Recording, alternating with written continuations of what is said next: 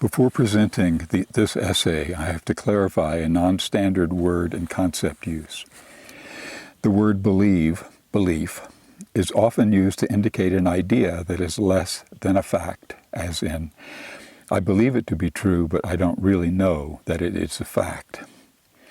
This is not how I am using the word. If you drill down to how humans function, we put a socially acquired conditional understanding, an understanding that we act on as truth, between most all stimuli and responses. Now, certainly some beliefs are more founded in evidence than others, but they are still beliefs in the very design of how we work. In the most essential sense, humans organize and act on all stimuli above reflex and primary instincts through acquired classical conditioning and instrumental learning. Essentially, adaptations to constant conditions of life experience. This is, at this level of consideration, no different from other animals of sufficient nervous system complexity. But for non-human animals, these acquired behaviors, responses to stimuli, are very closely tied to the processes by which they are acquired, and display very little inventiveness or variation. The conditioning and learning are directly associated with the environment in which the learning takes place. Another way of saying this is that non-human animals' acquired behaviors are directly connected to stimuli in the moment by an adaptable and changeable process of learning. Humans have expanded these capacities in such a way that many iterations of experience, both their own and the communicated experiences of others, often produce many options to a stimulus, to a situation, if you like. When considering a community of people sharing personal experiences, even the most private experiences are in the context of community expectations and understandings of a community reality, to the point that there is no longer any purely private experience. There is no longer an individual direct stimulus-response relationship in our actions. A generally held community standard for what is real wedges into almost all actions. This is belief. And as there is greater and greater distance from direct experience and more reliance on community standards, belief becomes the basis for nearly all actions. Another aspect of this way of directing actions is that beliefs do not have to be fundamentally correct to be functionally useful. The belief must only reliably produce environmentally and socially correct behaviors. And here is where a new cognitive creation formed as an essential part of the human design. Belief and imagination, creating new possibilities for what can be believed, have no inherent guardrails. It is a simple fact that anything that can be designed in abstract thought or language can be believed, no matter how environmentally functional or dysfunctional. An essential metastructure of belief adapted into human cognitive neurological design. I am calling this the religious process, and proposing that it is fundamental and foundational to how humans organize and use experience to act on the world. This essay is from 2010. I have not revised it, but realized it needed the aforegoing introduction. Religion is not an institution, it is a process. I have written a fair amount about religion. Belief systems that organize and motivate behavior are vitally important to understand, and none are above the basic evolutionary natural history evaluation appropriate to the behavior of any organism. Much of what I've written, if read from a natural history perspective, clearly argues that the institutional religions of today's world are extreme distortions of a biologically based religious process. Distortions that arise as religious process is captured by political uses of its powers. Actually more convoluted than that, political processes formed out of the religious process as human reality began to replace environmental biophysical reality. But that is an argument for another time. Christianity, Islam, Buddhism, Judaism, and variants of these and others are all story-based systems with one original bioconsciousness function and a variety of political, social, and economic functions attached as power migrated from original community structures to political and economic institutions. They are all incredible violations of the reality within which our species must live. Their story-based structures are simply not true. But it is also essential to understand that they are not supposed to be true.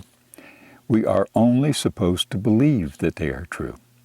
Psychologists call such constructions crazy-making, but that is how religion functions. Simple, compelling stories that organize behaviors, stories that are not intended to be veridical reality. They have always only been intended to guide the massively powerful and largely directionless consciousness cognitive capacities of the genus Homo. But the only way for that to work is for people to think the stories very important. The religious process supplies the tools. But we have outgrown this simple formulation. In fact, we have been outgrowing it for the last 10,000 years. For most of our time on Earth, nearly 300,000 years, our close environmental attachments gave our behavior and biophysical reality a veridical relationship. Religion was like a string tied to a finger to remind us to do the right thing. The environment had the power, behavior had its function in the environment, and religious process organized and motivated adaptive behaviors across communities and generations. Today, our behavior is the power. The environment in our present story has been overcome, but we are still guided by stories and beliefs. But now it is deadly dangerous that our stories do not have a veridical relationship with the absolute realities that control the world. Once the form was, belief in the story led to behaviors that were adapted to a sustaining environmental relationship. And the details of the story really didn't matter so long as the action was functional, though believing in the story was what made them work. Today, the form is, belief in the story is the measure of social acceptability. The actions generated are considered correct only so long as the story is supported. And this is where it ends. There is no systemic feedback design with the biophysical reality of the environment. In fact, it is often specifically rejected. The result is that the aforementioned contemporary religions are madness, real insanity, by the definition, consistent denial of and actions that violate reality. Buddhism is the least mad from the list, but many of its practitioners make it about as insane as the others. It is the insanity of these institutional religions that their critics are responding to and have conflated with religion as a process. It would be correct to say that we must rid ourselves of religion's insane content, but we cannot rid ourselves of religious process since it is the process of structuring of belief systems in the community and society. When the environment was the mediating source for the designs of adaptive belief, the details of our stories were of little significance. But when disconnected, essentially arbitrary details take on what can appear to be foundational importance. Societal madness is the outcome.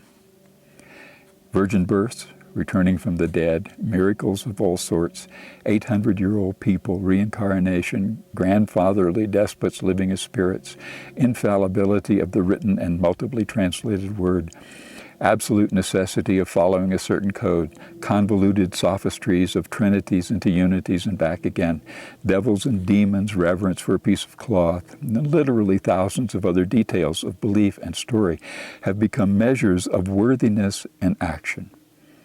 All of these disconnected from the biological and ecological realities that sustain the living condition and the living space. There are actually people who would see the whole world burned to a crisp if they believed their God told them that it was the right thing to do. It is difficult to imagine anything more insane than that. And so to the extent that it is the insanity of religions that we eliminate, I'm on board. But we must continue to believe and act from summary generalizations based on very little direct and personal knowledge. It is what we do, our only option. Though also still connected to the institutional religions are accumulated human wisdoms. Stories of how community order and stability are maintained, stories of how we are to treat other humans, other living things, and the earth in general, and perhaps more importantly, there are the basic stories of why we should and must follow these prescriptions. If the insanity of religions is removed, these important sanities of belief and organizing designs must have new guiding principles constructed in story. At present, there are billions of people who are so thoroughly trained in the societal madness of insane religions that reaching some critical mass of human numbers with belief systems based on a veridical relationship with reality seems unattainable.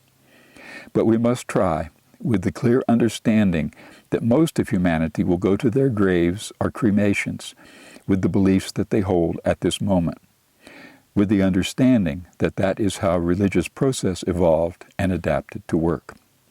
Whatever we do, it must not be only attempts to create competing insanities.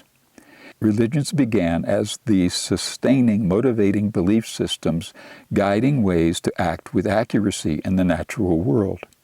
They now have become among our most distorting influences.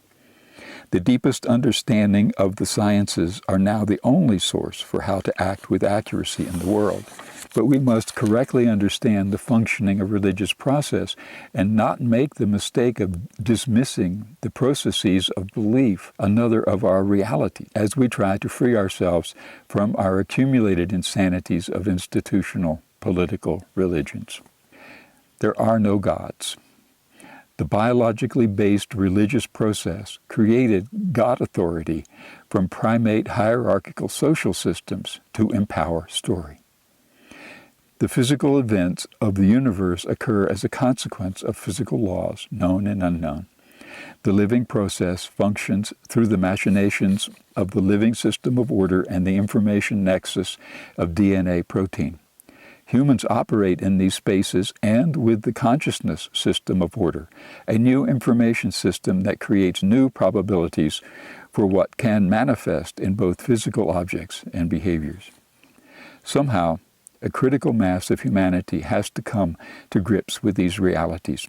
Adoptable belief systems must grow from them using the religious process, so that much of the rest of humanity can effectively engage the real world that our species faces.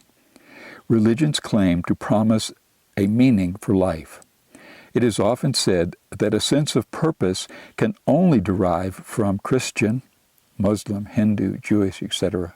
faith. But any gathering of humans in activities of common purpose is purpose. Institutional religions actively perpetuate the illusion that it is religion supplying the purpose and meaning, when it is only the gathering of people devoted to an apparently common action. The search for truth can look to the work of modern scientists and philosophers just as well as it can look to the writings of Bronze Age mystics. Should be done in both ways. We can believe in the primacy of scientific, historical, and philosophical method, not the changeable so-called facts of science, rather than in the mysterious ways of an anthropomorphic creator. Take a look at my video about science as a belief system. Belief has always been an adaptive behavior. Religion's requirement that belief be turned into absolute faith has been largely a political act to support political and economic power in the face of obvious evidence that without such faith would lead to adaptive change. The belief in hard and fast facts has always been dangerous in a changing world. Belief in a process that guides adaptive change in the most reality-based directions possible seems a better choice. We have always created religions from our belief systems. For most of our tenure on earth, the religious process functioned adaptively. It is only for the last brief few thousand years that it has gone off track. We are now up against the terrible and dangerous consequences of our general failure to adapt successfully to our great powers, one of which is the power of religious process to guide behavior. It is going to take a general change of belief to avoid the most drastic form of those consequences.